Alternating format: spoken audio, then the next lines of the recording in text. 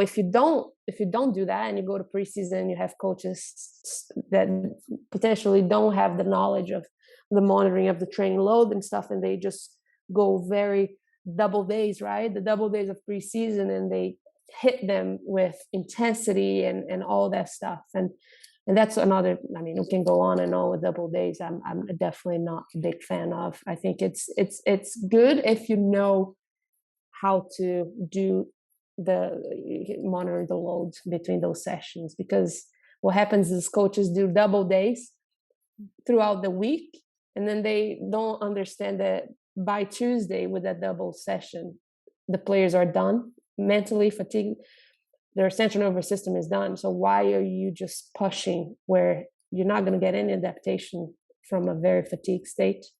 So I'd rather do maybe 1 or 2 double sessions, but then kind of go down a little bit to give the chance for them to hit.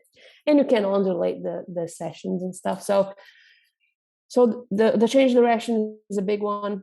The repeated sprint ability, I learned that one with Dawn Scott, who's always been my mentor, and I've always learned so much from her. But it's a very important one, which is a kind of a repeated sprint ability, but with a max speed. So if you go with the box, and then you tell them to go maximally from point A to point B, then they have 30 seconds to rest, and then they go again.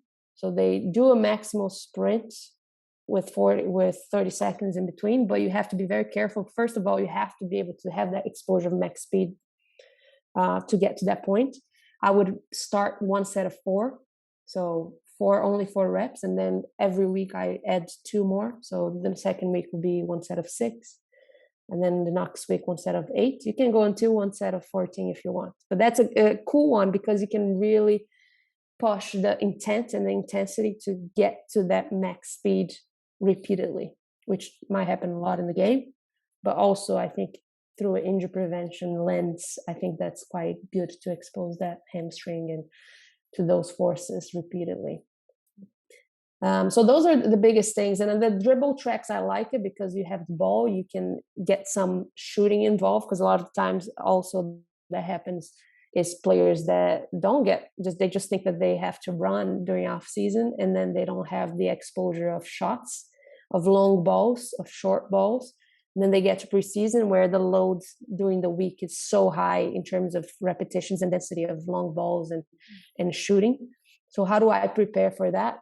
You can use the dribble tracks for that. So you can do where the dribble track, there's the end of it, you have some short passes and some long passes, and then have the exposure too, because there's a lot of injuries, quad injuries that happen in preseason because of that, because players just arrive without having that exposure during off season.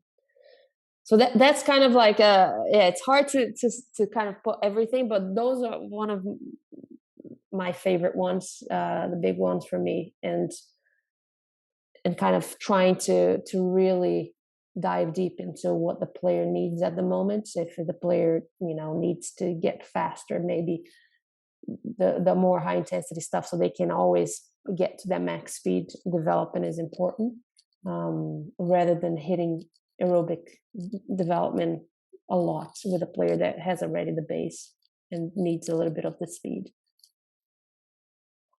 I love that. Huge fan of the tempo runs, the repeat sprint ability, the change of direction